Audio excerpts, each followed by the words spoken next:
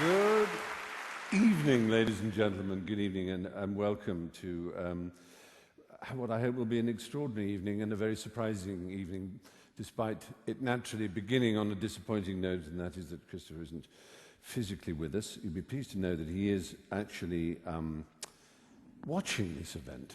He will be very pleased to hear that.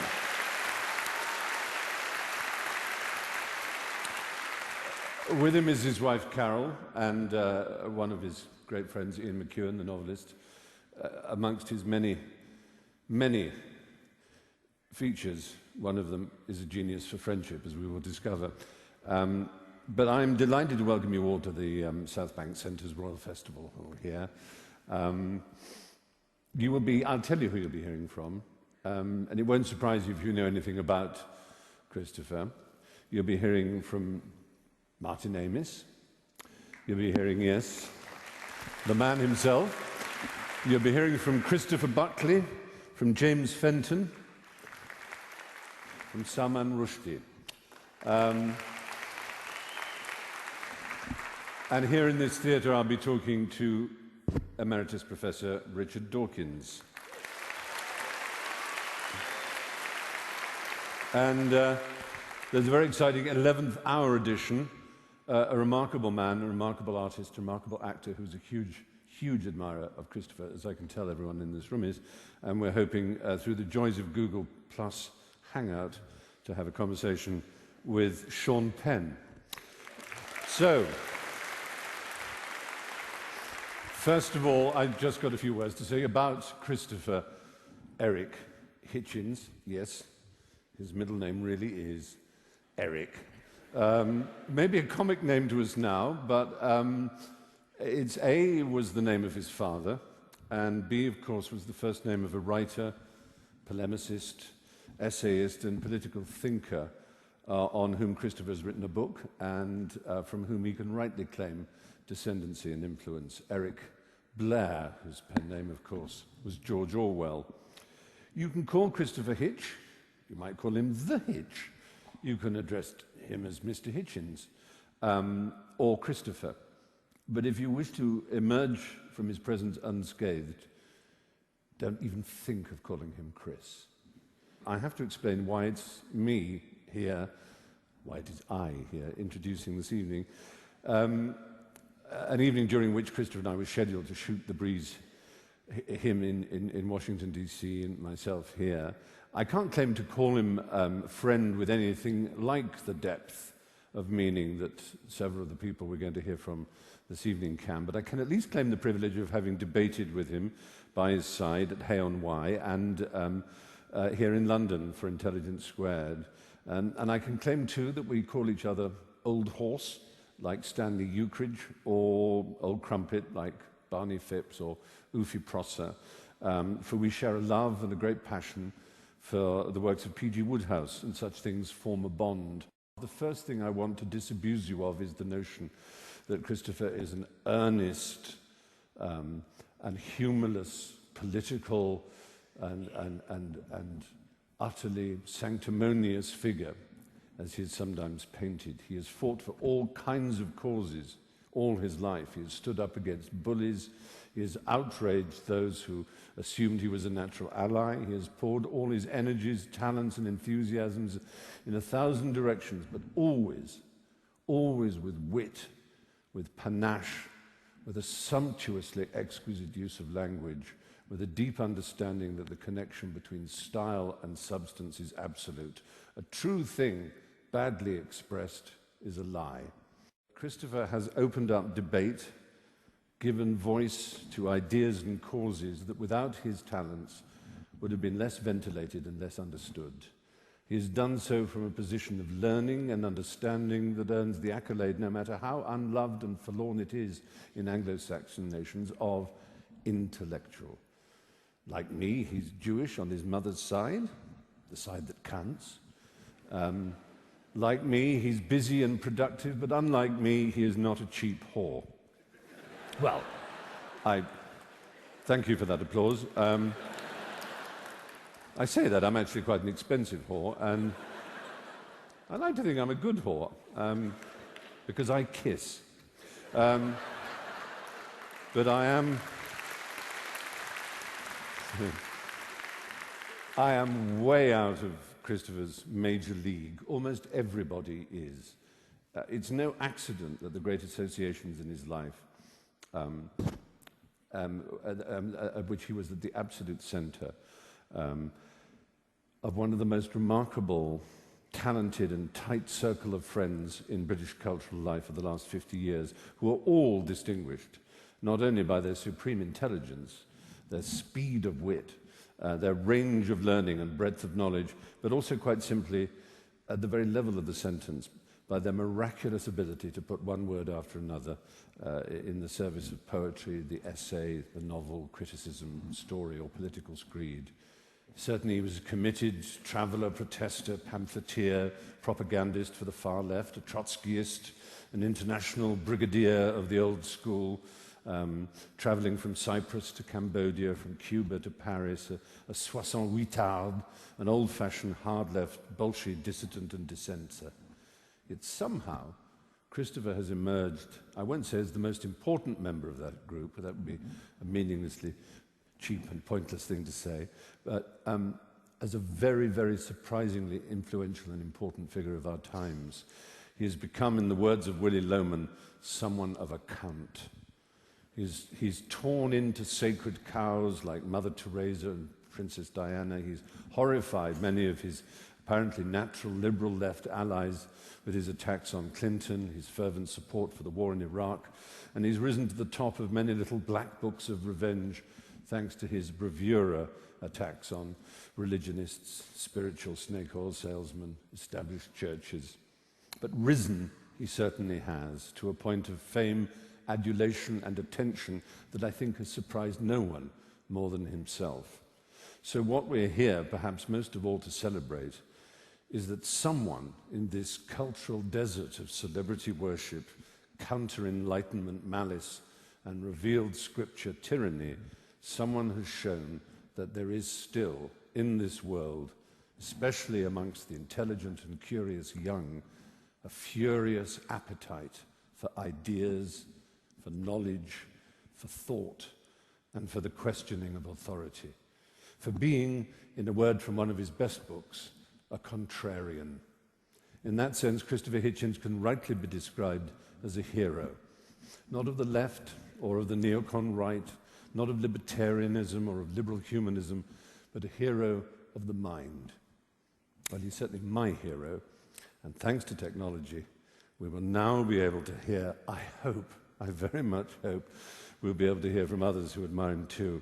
And so I'm going to go and sit in that chair there and pray that the might of Google has allowed a miracle to take place. So watch me pace.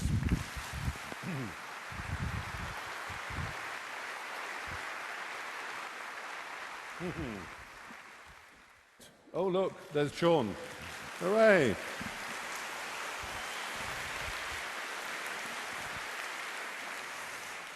Sean Penn, welcome, and thank you very much for joining us. Can you hear clearly? Thank you. Yes, I hear you fine. Fantastic. I know it's morning in Los Angeles where you are, and as you know, it's evening and the night is closing in London. And I know you admire Christopher Hitchens enormously, and there are many, many reasons why one might. And I believe, that one of the reasons you admire him is for the extraordinary, if you like, ferocity and ultimately validated truth of his attack on one of the most powerful men in American history, and that is Henry Kissinger. Is that how you first came across Christopher, as a polemicist who attacked Kissinger? Yes, it was his book, The Trials of Henry Kissinger, that really focused my attention on his work, and then followed also by a kind of the magnificence of his language is of, I think, particular inspiration to those of us in America who have undervalued it. And then the clarity of his thought, I think, made him a particularly sharp knife in the cutting of Kissinger, who I think the original title of the book in Chris's mind was Henry, Portrait of a Serial Killer, but that was not appreciated by publishers. But I think what Kissinger was confronted with Christopher Hitchens was somebody who was not distracted by the intelligence of Kissinger or his articulation, because Chris could more than match it and had a clarity of a kind of pure and unencumbered morality that saw what Kissinger's motivations were in a way that was unequivocal. Yes. And of course, Kissinger attempted to sue Christopher, didn't he? And that turned out, we are so pleased to see you smoking, by the way. It is, it's a magnificent sight. It would be far less shocking to most audiences if you took your penis out on stage. So, congratulations for doing that. And Christopher is more than a rhetorician. He does have to do that thing, and this is one of the reasons I admire him. He has to do that thing called work, where you actually have to find out facts. You have to rootle around, and you have to get them right, because the cost of getting them wrong is enormous, especially in America. It's a lawsuit. It's a lawsuit that can ruin you. And the side of Christopher that perhaps people don't understand, because it's the side they naturally never see, they see the famous, slightly shambling drinker and smoker who adorned so many platforms and made so many debates and was so extraordinary in his ability to speak perfectly without notes. Was so absolutely unbeatable in debate, possibly the greatest debater since Demosthenes. And what they don't see is the man alone in his library, or the man chasing sources, the man making sure that every word he writes is not only beautifully written, but is beautifully researched. And that is why books like the Kissinger book still bear reading time and time again, because they're kind of unarguable. Amongst the causes for which he is known, there is one, perhaps, which springs most readily to people's lips. And that is, if you like, he noticed, before many of us did, that the tide of the Enlightenment was being rolled back quite deliberately. And so he is very well known for, amongst other things, his extraordinary book, God is Not Great, How Religion Poisons Everything. And perhaps the best known, even better known than Christopher for such a thing, is the Emeritus Professor for the Understanding of Science from Oxford University, who, let us not forget, it is one of the great evolutionary biologists of his day. And I'm about to introduce him on stage now, Professor Richard Dawkins, ladies and gentlemen.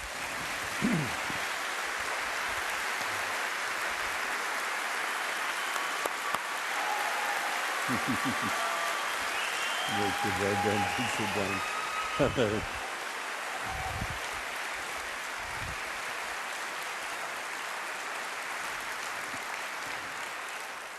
Well, Richard, in a sense, would it be fair to say that your anger at religion is not so much the prime cause of your life, it's just simply that you found it was getting in the way of a free education, of free thinking? Yes, I think my anger, probably like Christopher's, is somewhat exaggerated, and it's exaggerated because people who are very devoted to religion, when they hear any kind of criticism, however mild, they think it's angry. I think the reason is they're so unused to it, that even a relatively mild criticism, a criticism that would sound mild if it was a criticism of a piece of theatre or a restaurant or something, if it's religion, it sounds angry. Yeah. So I think that's exaggerated. I mean, to the extent that I am angry, I think possibly my anger would be slightly different from Christopher's, in that he, I suppose, is angry because he sees the tyrannical God figure as a sort of dictator, a kind of North Korea yes. horror figure. So it's of a piece with his political thinking. I'm sort of guessing there, whereas in my case, I think it's sort of educational. I feel that the subversion of young minds, teaching them the second-rate explanation for the existence of themselves and the universe, as opposed to the real one, given that the real one is so enthralling and fascinating. It's just so tawdry and so second-rate to fob them off with supernaturalism. So if, to the extent that I am angry, that's probably the main source of it. Yeah, it was surprisingly, I think it was Yasser Arafat who said that the history of most of the wars of the world is quarrels over whose invisible friend was more powerful. Yes. That's right. I suppose you will continue to get hate mail. I know Christopher has had the weird experience of having to decide which is weirder, the people who are praying for him, not necessarily even to get better, but to find faith in his moment of physical illness, or those who are gloating that he will roast for eternity in hell. I think they're about equal in numbers, aren't they? I wonder whether when they say, "I'll pray for you," he gives that wonderful reply, "I'll think for you." Yes. Brilliant. We have now someone who is of a kind of great dynasty in America. His father is probably well known as one of the most conservative spokesmen and figures of the 50s, 60s and 70s, particularly famous for his coming to blows with Gore Vidal on many occasions on television. And his son has turned out to be one of the great comic writers of his time and had a bit of a falling out with his beloved father. Although they were of different political persuasions, he wrote a famous essay saying something, I think it was called something like, "Sorry, Dad, but I'm voting for Obama." And he's a friend of Christopher's, and he's a quite wonderful writer. In a common theme for the evening, from the great smoker Christopher Hitchens to the great smoker, as we now know, Sean Penn, we come to the author of Thank You for Smoking, Christopher Buckley. Hello, Christopher.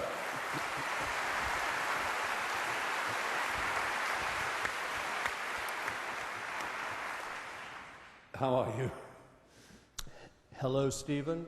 Hello, London. And hello, Christopher. Hey. Now, you know something about the world of doctrinal politics in America better than most because, as I say, you come from a family, your father was a very well-known, very well-respected, also very well-feared spokesman for the right, and his name forever coupled with Gore Vidal's as jousting through the 60s. And you yourself have been a much gentler figure, but you, like Christopher, and I think it's a side that I want to reiterate about Christopher, are a comic writer. Christopher is one of the wittiest writers in English, as well as sometimes one of the most savage. Would you agree with that? I would absolutely agree with that. As a footnote, it was my father who I believe gave Christopher his first exposure on American television. And 3 years ago, Christopher made a heroic effort to attend my father's funeral mass at St. Patrick's. He flew in from Grand Rapids, Michigan, I think grabbed the last seat, but then found himself in the awkward position of being in the same church as Henry Kissinger, who was one of the other eulogists at my father's funeral mass. So he records in his marvelous book, Hitch 22, how he ducked out onto a rain-swept Fifth Avenue to have a cigarette so that he would not be counted as having been among Henry Kissinger's audience. I suppose part of the splendor of Christopher's life is the way he mixes friendship with politics. Considering he was someone of the hard left were always taken to be those figures who could weep for the masses but had no ability, as it were, to care for individuals, where he was never like that. Do you think there is a word for Christopher's politics? Well, Christopher, when I first knew him in the early 80s, when he came down to Washington to cover the Falklands crisis, I was working for as a speechwriter for George Herbert Walker Bush, or the Good Bush, as he is known, I think, over there. And Christopher, at that time, was a very hard leftist. He wrote for all the very left-wing publications. He was a correspondent for The Nation. And, but he has such a supple and, with a bow to Professor Dawkins, if I may use the term, evolutionary mind, that he made a rather interesting trajectory through the years, so that he became, in the early part of the last decade of the last century, one of the great proponents of U.S. military intervention in Iraq. It's been quite a spectacle to watch, but Christopher has never, no one would ever accuse him of having been dull. Yes, usually if I may say,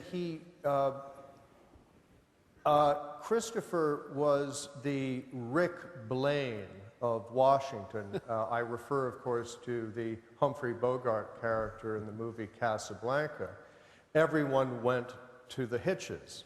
Yes. He famously, in the, I guess it was the first years of the Clinton administration, threw a party at his flat in Washington after the White House Correspondents' Dinner, and it was the Vanity Fair party, and everyone came, and it got so big after 2 or 3 years that it had to move to a rather interesting venue directly across the street, the Russian Trade Federation building, which was an odd place to have a Rick's Cafe. But I mean, everyone came. On one memorable occasion, I got to, Barbra Streisand caught fire. Quite literally, by standing a little bit too close to a candle, and she really, the world was on the verge of losing Barbra Streisand. Miss Streisand's politics and my own are very divergent, or perhaps discrepant, to use a Hitchensian word. But I was one of the first responders in the Barbra Streisand self-immolation. So that's my little footnote in history. We have many other reasons to thank you, Christopher, but it's been extremely enjoyable. And thank you for taking the time. And bless you. And bye-bye. Thank you very much. Thank you.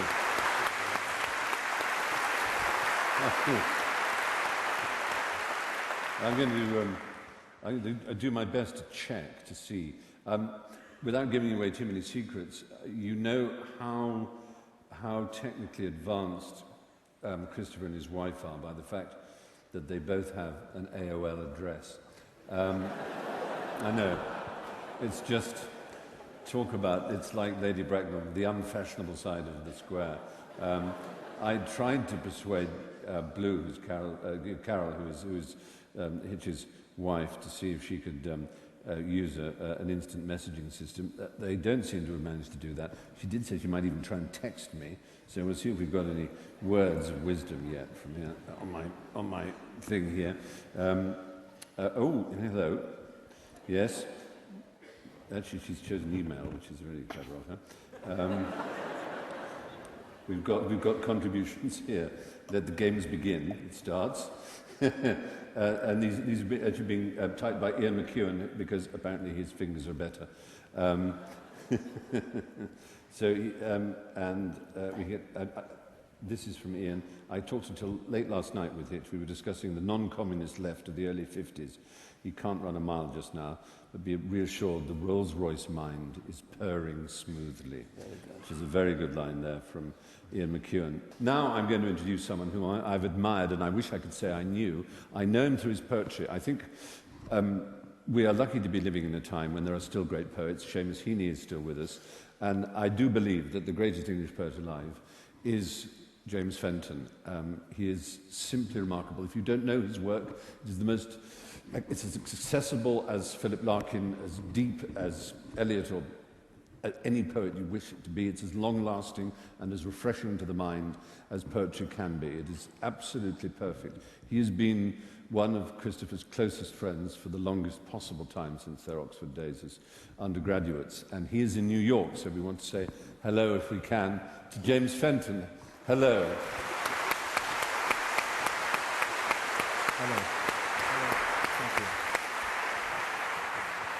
James, I've spoken a little about the extraordinary sodality, the group that you form with Martin and Ian and Clive James and Salman and Christopher, a group of friends who have stayed together in a way that is really quite extraordinarily inspiring. I wish I could say I knew anyone of my generation who had an equivalent. And it's not only the strength of your friendship, it is also the quite astounding depth of all of your individual talents. When this evening was planned and Christopher knew that he wasn't going to be able to take part, one of the things that he was very excited about was the possibility of you reading a poem. And I know we'd all love to hear that.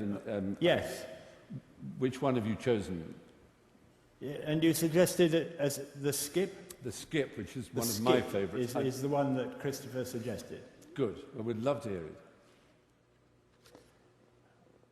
Well, then I'll read it. And I'll just say, before I do so, what I always say in America, I know that I'm talking to you in England, but in America we say that a skip is a dumpster.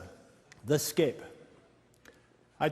I took my life and threw it on the skip, reckoning the next-door neighbours wouldn't mind if my life hitched a lift to the council tip with their dry, rotten rubble. What you find with skips is the whole community joins in.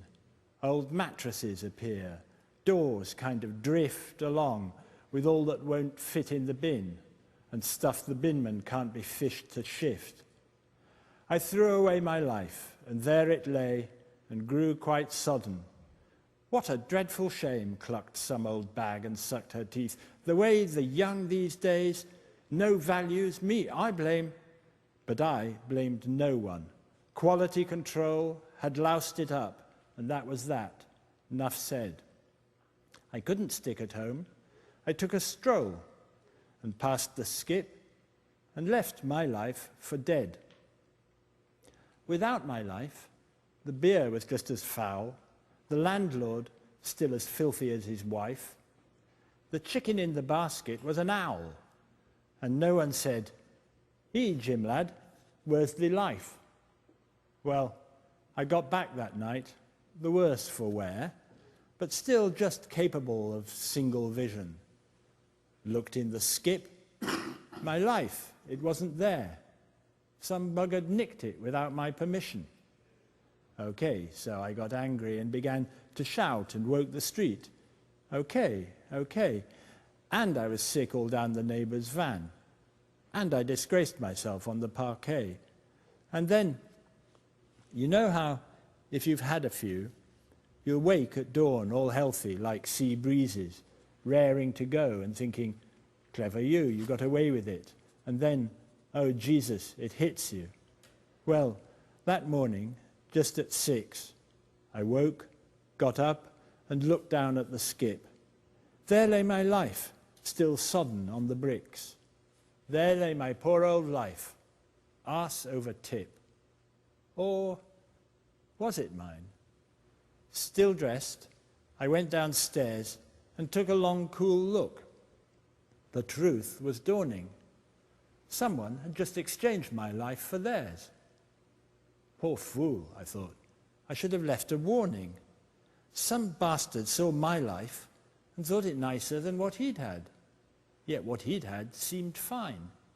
He never caught his fingers in the slicer the way I'd managed with that life of mine.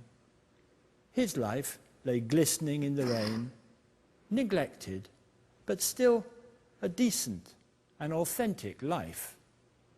Some people I can think of, I reflected, would take that thing as soon as you'd say knife. It seemed a shame to miss a chance like that. I brought the life in, dried it by the stove. It looked so fetching, stretched out on the mat. I tried it on. It fitted, like a glove. And now, when some local bat drops off the twig, and new folk take the house and pull up floors and knock down walls and hire some kind of big container, say a skip, for their old doors, I'll watch it like a hawk, and every day I'll make at least, half a dozen trips. I've furnished an existence in that way. You'd not believe the things you find on skips. Thank you so much. Thank you. Thank you very much, James Fenton. The wonderful James Fenton, ladies and gentlemen. Thank you very much, James. Thank you. Now, the person we're next going to speak to is, in my opinion, aside from being a really great writer, I think his place in Christopher's life may be an explanation for some of the ways that Christopher's politics changed, and that is the man he defended so brilliantly when, quite equally shamefully, so many on the left refused to come forward and defend him. And that is the man who for years had to hide with the threat of death on him for writing a book which, if you haven't gone back to reread it, is a marvellous, marvellous novel. He continues to write marvellous novels. He continues to be the one and only Salman Rushdie. Hello, Salman. Hello, Stephen. Hello, Richard. And hello, Christopher. It's wonderful to see you here. There's not making this an Oxford and Cambridge fight, because, of course, Christopher was both, having gone to school in Cambridge and then university in Oxford. But there's a Cambridge tradition which is very mocked by the hard left, which might be said to be represented by the philosopher G.E. Moore and by the Bloomsbury Group, and in particular by the writer E.M. Forster, and that is the cult of personal relations. And there's a famous line of Forster's, which is, if it came to a choice between betraying my friend or betraying my country, I hope I would have the guts to betray my country. And that, if you like, was the starting point of that cult of personal relations, as you know. And I've often wondered that if the Satanic Verses had been written by someone who wasn't an incredibly close friend of Christopher, do you think he would have been activated in quite the way he was? In other words, was your friendship a part of a proof that he wasn't all hard left, that there was a part of him that was also just a little bit Bloomsbury? You know, I think probably he'd have reacted exactly the same way, because I think what got up his nose was the idea that an aged prelate in an antique land could sentence to death a writer across the world for the crime of writing a book. I think it just was something he couldn't countenance. But I do think that what happened then was that his friendship with me drove him to become the most extraordinary ally and helper in those hard times. I remember when, after many years or a very long period of effort, we managed to arrange, partly with Christopher's help, a meeting with President Clinton. I actually was staying at Christopher's house, left from Christopher's house to go to the meeting,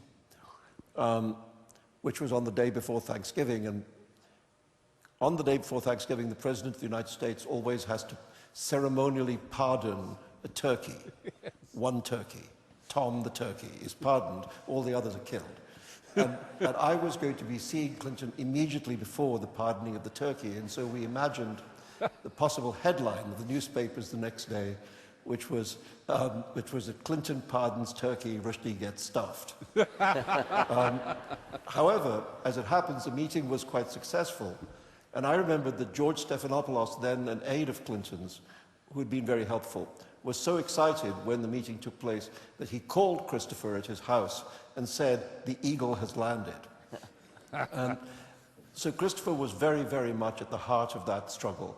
And I've been grateful to him is understating what I feel. And also, his fury was not just towards, as you rightly say, an aging cleric in an antique land, but also towards quite a startling number of writers in Britain and America who were very lax in coming forward in what seems to me so clear-cut a case. There were people who said, "Oh, I've read the book and don't think it's very good," as if that might be a reason why you should be killed. There were others who said that because you were yourself of a left inclination, it was an outrage that the police should defend you. And I think it was as much his fury at the lack of defense from others as from the fatwa itself. Is that a fair analysis?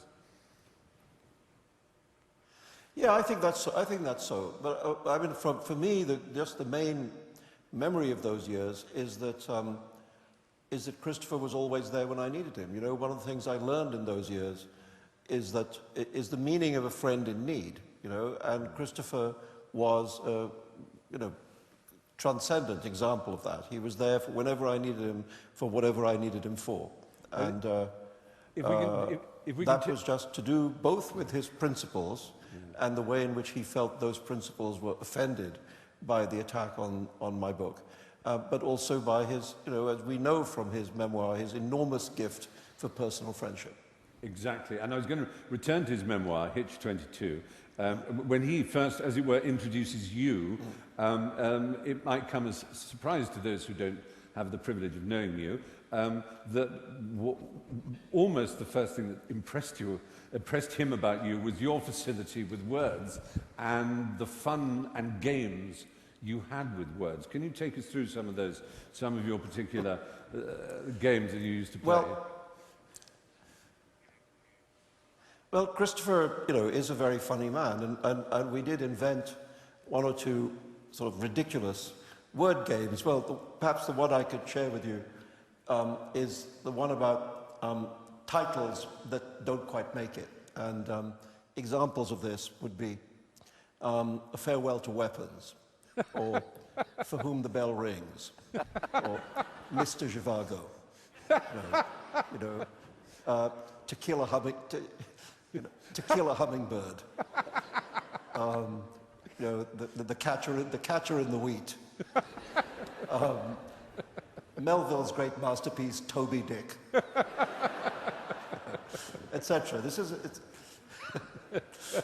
These were games that we played. Martin and he had a more obscene game, but there was the game about hysterical sex, where you replace the word love in the titles of things with the phrase hysterical sex. That gives you hysterical sex in the time of cholera. Hysterical sex is a many splendid thing. All you need is hysterical sex. And so on. These were the... Absolutely wonderful. These were the same games we played. Thank you, Salman Rushdie. Thank you so much. So well. Thank you. Well, there you are, you see. There's fun to be had. It is an extraordinary thought, isn't it? That all those people, those young people, I mean, not one of them a leader in their field as novelists. And I love those word games. And another one that I remember they played was to substitute the word dick for heart. So my dick is like a red, red rose.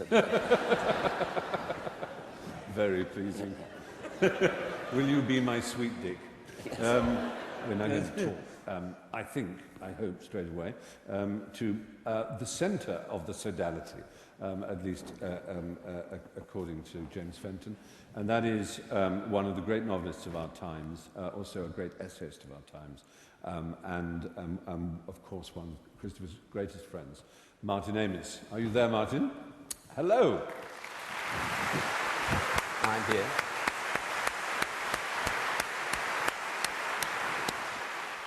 You stayed friends throughout a long period of history, and in which you all became such extraordinarily successful people, and that just 2 years ago, there was an exhibition of photographs, because you were engaged for a few years to Angela Gorgas, the photographer, who was a friend of you all, I think. We've got some of the pictures from the National Portrait Gallery exhibition here. Here is one with Angela and Hitch. In this photograph, we see Angela Gorgas living up to her nickname of Gorgeous, and Christopher too, looking handsomer than any man has the right to be, with a baguette in his top pocket instead of a fountain pen. The next picture is called Hitch, and is a portrait, I think. And there he is absurdly handsome, and the hair on his chest is actually grown up to his throat now. And you could have a long lunch with Hitch, which would turn into a long dinner, and then as you went to bed at 4 o'clock in the morning, reconciled to a hangover that would last a half a week, you'd wake up and with a groan 12 hours later and find that Hitch had written 2 3,000-word pieces about John Locke and John Stuart Mill. This was one of the most galling things about him. He could hold his drink, and sometimes he'd stay up all night and then go into a TV program with Germaine Greer and Norman Mailer. But it wasn't on that occasion that he staggered up to Norman Mailer, and in his own description, stinking drunk he was, Hitch. He said he went lurching and burping up to Norman Mailer and said, "I read that interview where you said that I and Martin Amis and Ian Hamilton form a homosexual clique in the London literary world." And he said, "I just want you to know that I think that's very unfair to Ian Hamilton." And then he went lurching and burping off, thinking, that didn't turn out quite as I wanted it to.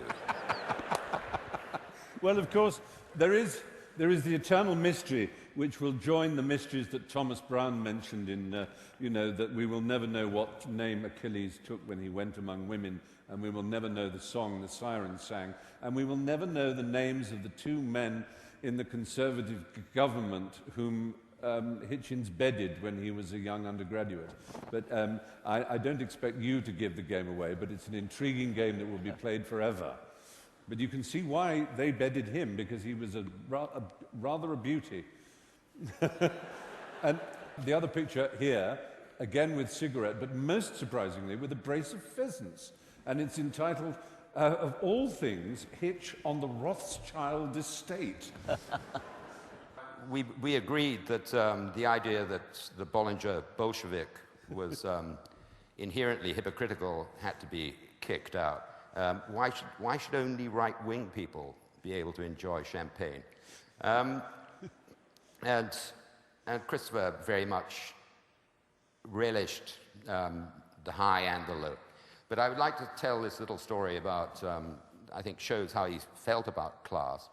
We were in a restaurant, a tiny restaurant. There were 2 elegant, decadent young men interminably and unignorably badgering the staff to rearrange the tables so that they could accommodate the large party they accepted.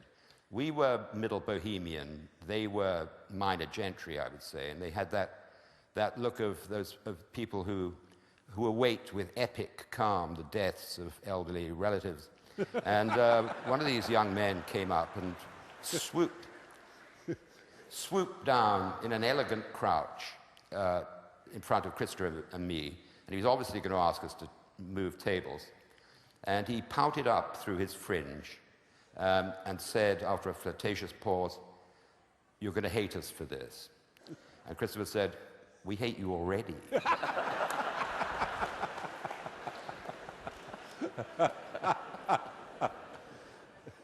It's wonderful of you to have joined us. Martin Amis, thank you very much indeed. Thank you. Magnificent. I want to end by thanking all the contributors from around, from Los Angeles, our short glimpse of Sean Penn and his cigarette, and all of Christopher's friends, for Richard, who took a train from Sheffield, I believe, where you were, just to be here tonight, and for all of you for coming, even though you knew that the real hero was not going to be present. I did speak to him on the telephone before I came on stage. His voice was hoarse, but excited. He is thrilled that this evening it happened. And I know that on behalf of him and his wife, he would want me to thank you all very warmly for coming and for allowing us to have, it's not really the kind of thing I do very well, this kind of television presentation and speaking to delayed satellites, but you've all been unbelievably kind and supportive. And thank you very much indeed, is all I can say on behalf of us all. Thank you. Thank you very much. Bye-bye.